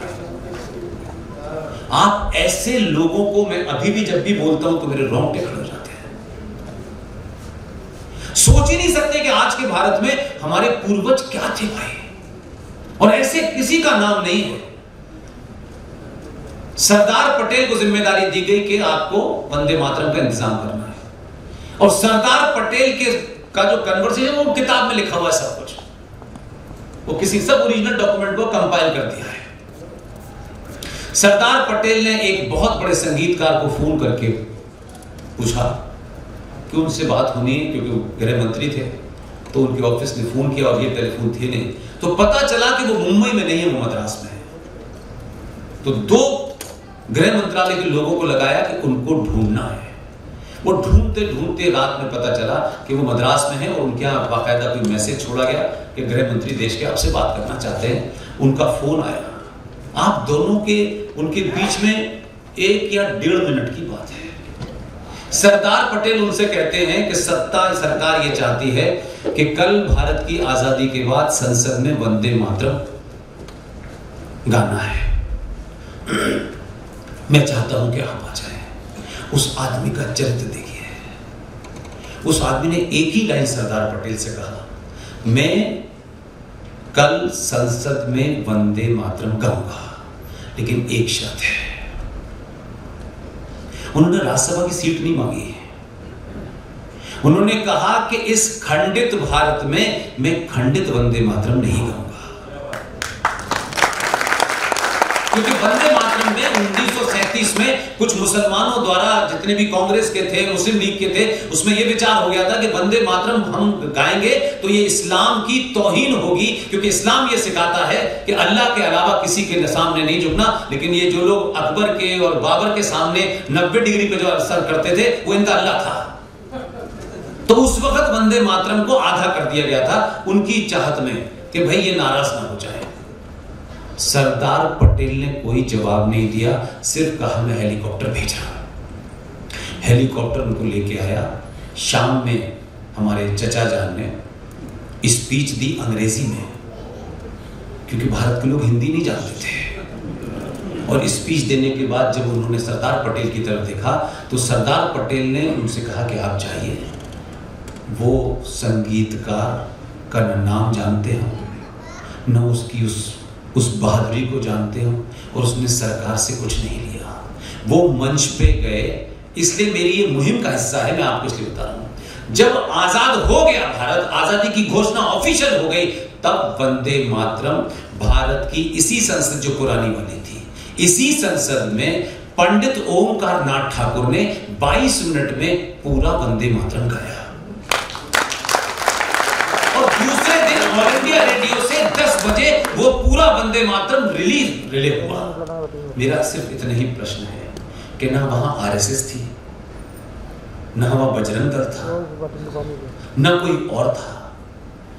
तो मेरा सवाल इतना है कि आजाद भारत की संसद में जब पूरा वंदे मातरम गाया गया, तो आपने आने वाले वर्षों में किसको खुश करने के लिए आधा वंदे मातरम कर दिया? इसलिए इस मेरी मुहिम के साथ कि वंदे मातरम वही बजना चाहिए जो पंडित ओमकार नाथ ठाकुर ने गाया था।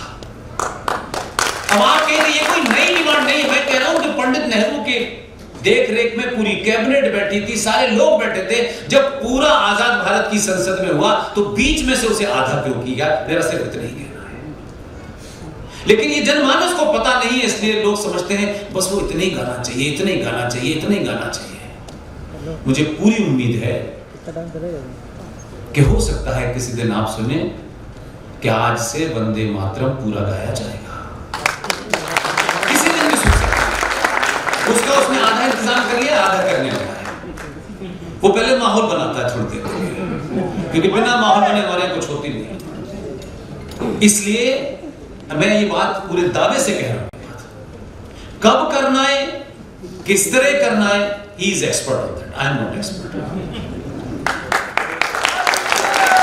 इसलिए आप कह सकते हैं कि मैं किसी की तारीफ कर रहा हूं, मेरे इस पूरे मुहिम में अगर जो सबसे लोगों को बुरा लगता हो, अगर उसने राष्ट्र के लिए कोई काम किया है जो सदियों तक याद रखेंगी, मेरे लिए वही सबसे महान है। मैं मिला भी नहीं आज तक कभी, न मेरी कोई ख्वाहिश है, लेकिन कुछ काम ऐसे हुए हैं जिससे मुझे लगता है कि ये मुहिम मैं अपने इस जीवन में चलाता रहूं तो दो चार चीजें रह गई हैं, वो भी हो जाएंगी। इसी भारत के संविधान में दो लोगों के कारण दोनों को हम बड़ा हल्के में लेते हैं। एक के हमने सरनेम के कारण उसे एक जाति का बता दिया। मैं आज भी कहता हूं, ये मेरे पास पन्ने रखे हुए हैं, मैं पढ़ूंगा तो इस देश में सवाल खड़े हो जाएंगे, लेकिन मैं इसको पढ़ रहा हूं। मैंने आज तक किसी से ये नहीं कहा कि मैंने किसी को भड़काया है। नाम कॉमा फुल स्टॉप लेके जोर जोर से चिल्लाता हूं। सबसे ईमानदार आदमी, उससे बड़ा सनातनी कोई हो नहीं सकता। उसका नाम है भीमराव अंबेडकर। जोर से ताली बजाइए, ताली बजाने में कोई हिम्मत नहीं। आप भीमराव अंबेडकर को राजनीतिक दृष्टि से देखते हैं, मैं उसके उस कार्य से देखता हूं कि जिसने हजारों साल तक ये ताकत मुझे दे दी कि मैं इस मंच से खड़े होकर चिल्लाऊं। संविधान पूरा बन गया, पूरा संविधान कंप्लीट हो गया, और जब कंप्लीट हो गया तो दो लोगों के मन में ये विचार आया, और ये बात मैं इस दावे से कहता हूं कि जो उसमें शामिल था उनका देहांत 2007 में हुआ है, और सब कुछ अपने परिवार को रिकॉर्ड करके गए हैं।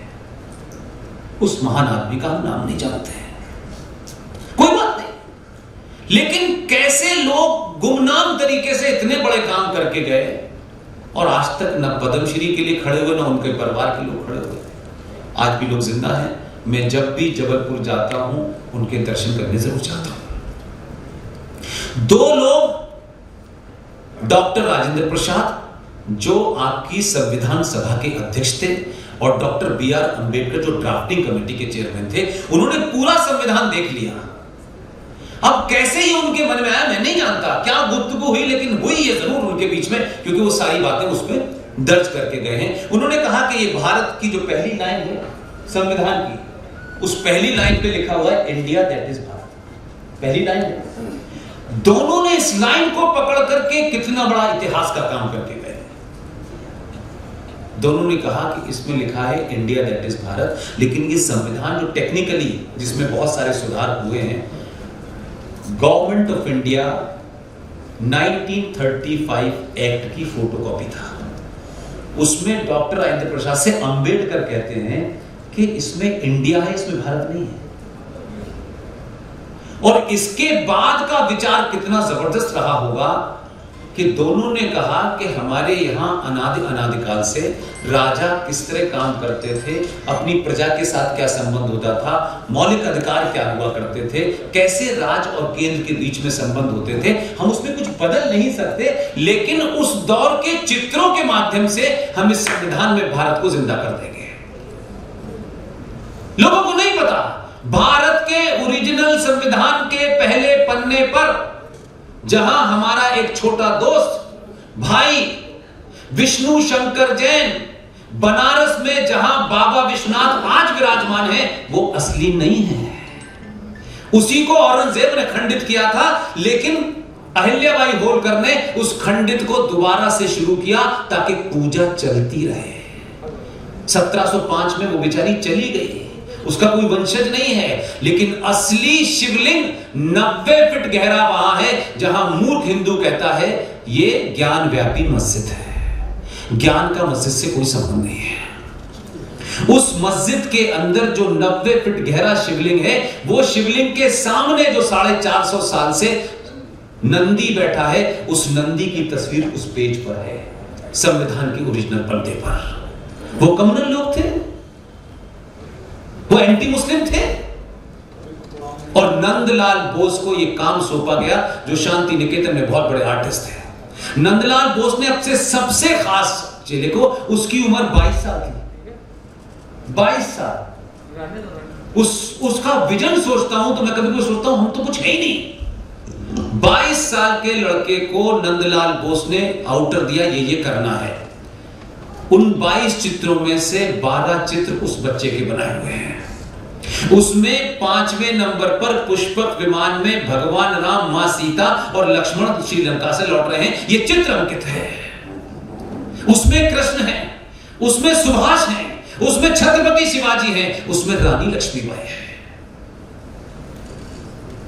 जब सारे चित्र बन गए तो वो कन्वर्सेशन, जिनके परिवार वाले जबलपुर में रहते हैं, उनका देहांत 2007 में हुआ। उनका नाम था राम मनोहर सिन्हा। डॉक्टर राजेंद्र प्रसाद ने उनसे कहा कि जो तुमने चित्र बनाए हैं इसका मेहनताना नहीं लो। तो उन्होंने कहा नहीं, मुझे मेहनताना नहीं चाहिए। ये सारा कन्वर्सेशन रिकॉर्ड है।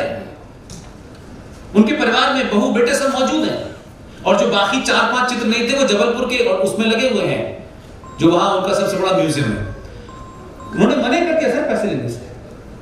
तो राजेंद्र प्रसाद से वो खुद कहते हैं, उनकी उम्र उसमें 22 साल थी, और 22 साल का बच्चा कहता है कि नहीं मुझे मेहनताना नहीं चाहिए। अच्छा आप एक काम कर दीजिए, हर पन्ने पे मेरा नाम लिख दीजिए। कितनी बड़ी विजन है। मैं इसलिए कह रहा हूं कि ये बात ऐसा लगता होगा यार अपने नाम के लिए उसने किया। 22 साल के बच्चे ने डॉक्टर राजेंद्र प्रसाद से ये कहलवा लिया, अच्छा बोले हम तुम्हारा पूरे सब पन्नों पे नाम लिख देंगे। जब वो तैयार हो गए तब विजन पता चलता है उसका। उसने कहा मेरा नाम कहीं मत लिखिए।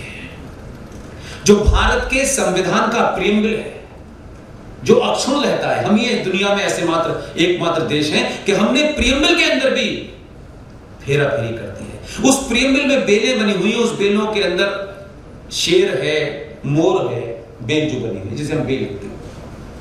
उसने मालूम है क्या कहा, मैं आज भी सोचता हूं यार कि क्या लोग थे यार। उस 22 साल के बच्चे ने कहा कि इस प्रीएम्बल के अंदर जो है ना, इसमें सिर्फ मेरे नाम का राम लिख दीजिए, बाकी छोड़ दीजिए।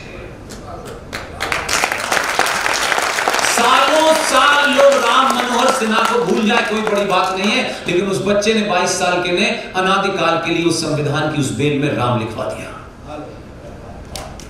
कोई नहीं जानता उसको।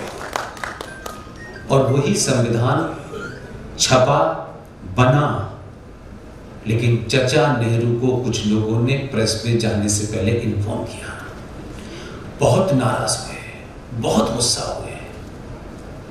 लेकिन राजेंद्र प्रसाद चेयरपर्सन थे और ये ड्राफ्टिंग कमेटी के थे, तो इनके सामने ज्यादा बड़बड़ नहीं की, लेकिन उन्होंने उसमें एक अमेंडमेंट करा दिया।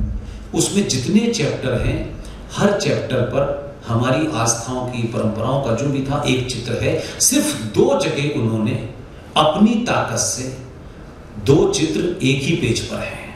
2 जगह, एक जगह रानी लक्ष्मीबाई के साथ में अकबर को डाला और एक जगह टीपू सुल्तान को डाला। तब भी उन्होंने कहा कि कम से कम इतने चित्र चले जाएं, क्योंकि विरोध नहीं कर सकते थे, वो बवाल खड़ा कर दिया था। तो प्रेस में छप के जो संविधान आया है वो वही संविधान है। इस साले ने क्या किया, 14 वाले ने, मैंने कहा कि आप बात कहते रहिए, इसको लगातार कहा, और एक दिन पता चला कि भारत की जो नई पार्लियामेंट बनी है उसमें पुराने संसद भवन से नए संसद भवन में सारे लोग झोला लेके जा रहे थे। देखा था सीन आपने, झोला लेके जा रहे थे। जब वहां गए और नए पार्लियामेंट में झोला खोला तो उसमें वो वाला संविधान था जिसमें सारे चित्र बने थे। काम खत्म। तो किसी चीज को जिंदा ऐसे भी किया जा सकता है। जो लोग, जिनके वंशज ये कह रहे हैं कि राम थे ही नहीं, वो नाना से पूछे ना जाके, अपने वंशज का पता नहीं, लेकिन वो पूछ रहे हैं। तो ऐसा नहीं था कि उस वक्त लोगों ने ऐसे काम नहीं किए, लेकिन हमने, लालचियों ने, सारे ऐसे लोगों को अपना आएगा। सावरकर इस देश में हीरो नहीं बना कभी। सावरकर को हमने आइकॉन नहीं बनाया, इधर उधर के हेरा घेरा उठाए लाए कि ये हिंदू के हमारे पेज है, हमारे फोटो नहीं। सुभाष नहीं हीरो बन पाया, पटेल नहीं बन पाए। लेकिन आपके 2024 में क्या होता है, क्योंकि हम सब लोगों को तो प्रॉफिट लॉस में हम देखते हैं यार, इससे जीएसटी कम हुई कि नहीं हुई यार, दूध का दाम कम, हम इससे आगे बढ़ ही नहीं पाए। पिछले 70 सालों में हम अमेरिका चले गए, लंदन चले गए, आसमान पे चले गए, लेकिन दूध कम, जीएसटी कम नहीं हुई, तो हम सरकार में गिरा देते हैं और बिजली का बिल माफ करने वाले दिल्ली जैसे मूर्ख को सत्ता में बैठा देते हैं। ये हम हैं हकीकत में। आपका विरोध किसी की विचारधारा से हो, मुझे उसमें नहीं है, लेकिन आप अपनी बेटी का वर चुनने के लिए टाइम्स ऑफ इंडिया में ऐड देते हो, बेटी की बताते हो इतनी लंबाई, इतनी चौड़ाई, इतनी नाक नक्शा। हमको शर्म नहीं आती कि हम अपनी बेटियों का नाक नक्शा, लंबाई चौड़ाई अखबारों में देते हैं? कोई बाल्टी है, कोई कुकर का विज्ञापन है, और फिर उसमें लिखते हैं ये गोत्र, और फिर लड़का क्या चाहिए, ये भी चाहिए। ये पूछा किसी ने कि ऐसा पुरुषार्थी चाहिए जो इसका सम्मान बचा सके? ये नहीं लिखते हमको कितने मिलेगा, कितने मकान बनवाएगा, कितना बड़ा डकैत होगा, पैसा होना चाहिए। क्या चुनते हो यार? जो लोग सड़क का पंचर जलाते हैं वो नहीं पूछते, वो ये सुनते हैं कि ये इस बीवी का सम्मान बचाएगा और इसकी इज्जत पे आंच नहीं आने देगा। वो गुंडा हो, बदमाश हो, वो चोर हो, इससे कोई मतलब नहीं है। आप इसी को ढूंढने में लगे हो और आज तक आपको सही वर नहीं मिला। अपनी बेटी के लिए वर नहीं चुन पाए तो राष्ट्र के लिए वर क्या चुनोगे आप? क्योंकि आप क्या देखते हैं, हम 5 साल में पंडित, ब्राह्मण, ठाकुर, बनिया, जो करना है करो यार, कोई दिक्कत नहीं है। कभी भारत का इतिहास उठा के देख लीजिए, भारत कभी भी जाति प्रधान नहीं रहा। भारत अनादिकाल से कर्म प्रधान देश था। उस जमाने फिजिक्स की किताब नहीं थी, आर्ट किताब थी। जिसने भी शास्त्र पढ़ लिए वो ब्राह्मण है, और उस ब्राह्मण को गाली देना अच्छा है। कुछ लोग कहते हैं जाति ब्राह्मण ने बनाई थी, ये ज्ञान भी हमें 2024 में प्राप्त हुआ। उस ब्राह्मण को गाली देने में आपको प्लेजर मिल सकती है, आप कुंठित हो सकते हैं, लेकिन उस ब्राह्मण के उस चरित्र को जरूर बताइए। एक ब्राह्मण रावण था, बहुत उच्च कोटि का था, बहुत ज्ञानी था कि नहीं था? और एक ब्राह्मण परशुराम थे कि नहीं थे? लेकिन ब्राह्मण होने के बावजूद भी उस समय की सामाजिक मान्यताओं, परंपराओं और सीमाओं का उल्लंघन करके उसने किसी की पत्नी का अपहरण कर लिया। तो उसका ब्राह्मण का जो पद था वो छिन गया, और उस ब्राह्मण ने उस दौर में सीता जी का हरण किया और उसके बाद दुनिया जमाने की कहानी हुई, लेकिन इसको कास्ट के एंगल से समझाने में लगा। भगवान राम उस वक्त की कास्ट प्रथा को हिसाब से देखें तो क्षत्रिय थे ना, लेकिन आप सोचिए कि जब भगवान राम ने रावण को मारा तो आज भी इतनी गंदी राजनीति है इस देश में कास्ट की, तब भी कोई ये नहीं कहता कि भगवान राम ने एक ब्राह्मण का वध किया था। ये कहता है कि भगवान राम ने उस प्रवृत्ति को मारा जो उसमें राक्षसी प्रवृत्ति थी, और उस ब्राह्मण जो मंदिर में पूजा कर रहा है या पूजा करा रहा है, आप उससे 2 मिनट के लिए सोचिए कि अगर वो जातिवादी इतना भयानक है कि उसे ब्राह्मण ब्राह्मण दिन भर सूझता है, तो मुझे बताइए वही ब्राह्मण रावण ब्राह्मण को मारने वाले क्षत्रिय की पूजा करता है, करता है कि नहीं करता? करता है कि नहीं करता? और उस ब्राह्मण का दूसरा रूप देखिए जो इसी जैसे है। मिश्रा जी, शर्मा जी, दीक्षित जी, ये जी, वो जी, दुनिया में हजारों लाखों ब्राह्मण होंगे, लेकिन उस ब्राह्मण से पूछिए जो मंदिर में बैठता है, वो किसी दीक्षित, मिश्रा, शर्मा की लिखी हुई नहीं, वाल्मीकि की लिखी रामायण पढ़ाता है। कौन सा कास्टवाद की बात करते हैं? इस समाज ने कास्ट के हमेशा खिलाफ खड़ी हुई, लेकिन दुर्भाग्य है कि इस संविधान ने लोगों को जाति में बांटा है। वो बताती है आपको जाति लिखनी है, हम लोग बात कीजिए, ब्राह्मण को मत कीजिए। और हम नहीं जानते, हमने नहीं देखा रावण को सीता का हरण करते हुए, हमारे सब कॉन्शियस में है कि रावण ने गलत काम किया था, इसलिए रावण अपने कृत्य के कारण 2024 में भी चौराहे पर जलाया जाता है, और परशुराम अपने कृत्य के कारण मंदिर में पूजे जाते हैं। कर्म से ब्राह्मण ठाकुर बनिया बनिए, मां के पेट से नहीं कोई होता है, इसलिए अंबेडकर से बड़ा कोई ब्राह्मण नहीं है। और क्यों नहीं है, ये बात मैं आपको बताने आया हूं। अंबेडकर ने एक किताब लिखी है, बहुत खूबसूरत किताब है। हम सब इतने स्वार्थी हैं कि कोई हमसे बड़ा ना हो जाए, इसकी चिंता कभी मत कीजिएगा।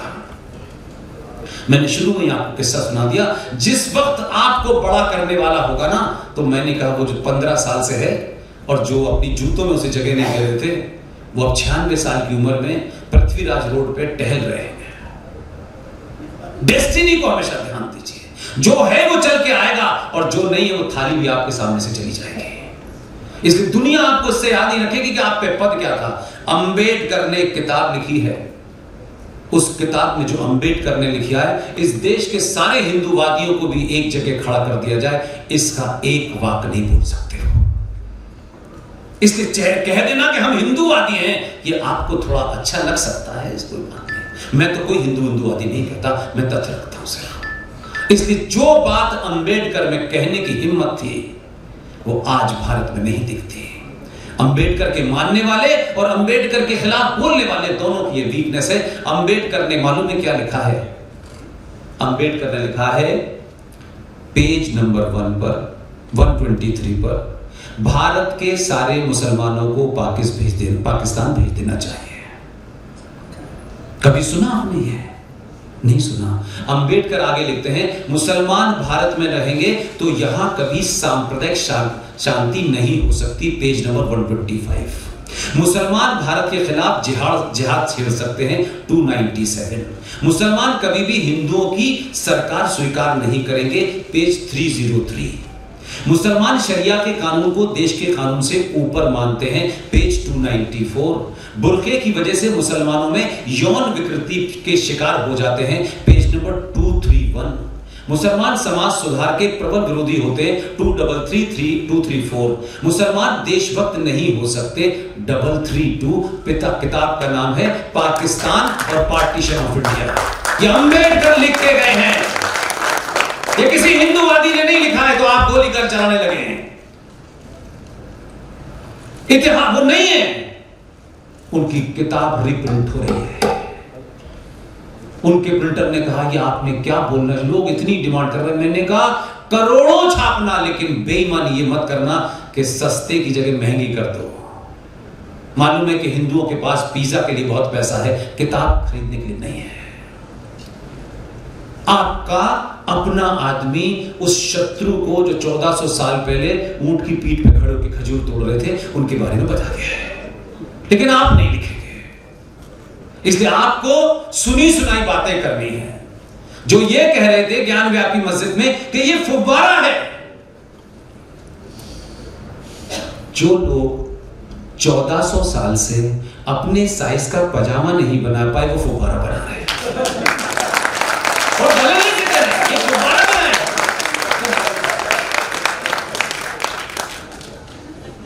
इसलिए सच बोलिए, हम सबको मरना है।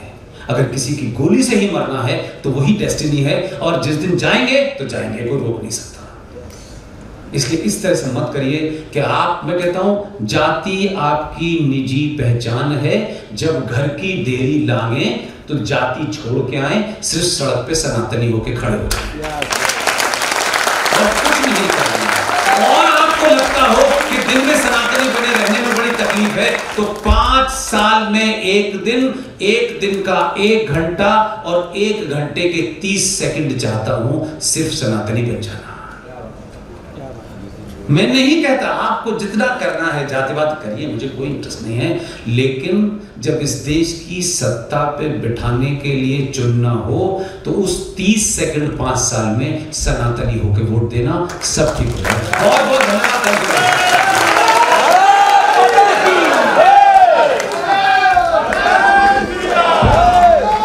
आप लोगों को पुष्पेंद्र कुलश्रेष्ठ जी के विचार अच्छे लगे हो तो एक बार जोर से उद्घोष करके भारत माता की। मैं ऐसे विचारों का समर्थन करता हूं और अपने ट्रस्ट की ओर से इस काम को और आगे बढ़ाने के एक छोटा सा चेक उनको भेंट करूंगा। मैं उससे पहले निवेदन करूंगा, हमारे बीच में मुकेश जी चंदन है जो मुझे हमेशा उत्साह करते हैं, ये कार्यक्रम के बेस में है। मैं उनका अभिनंदन करना चाहता हूं और राम कुमार जी से कहूंगा आप आभार प्रदर्शन करें आज के स्वागताध्यक्ष।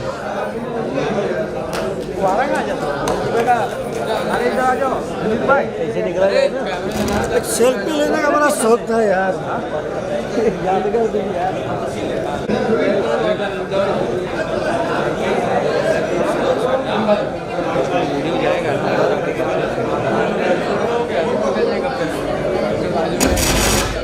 इस कार्यक्रम के लिए मुकेश जी, प्रवीण जी, चंदन जी और जीतू भाई,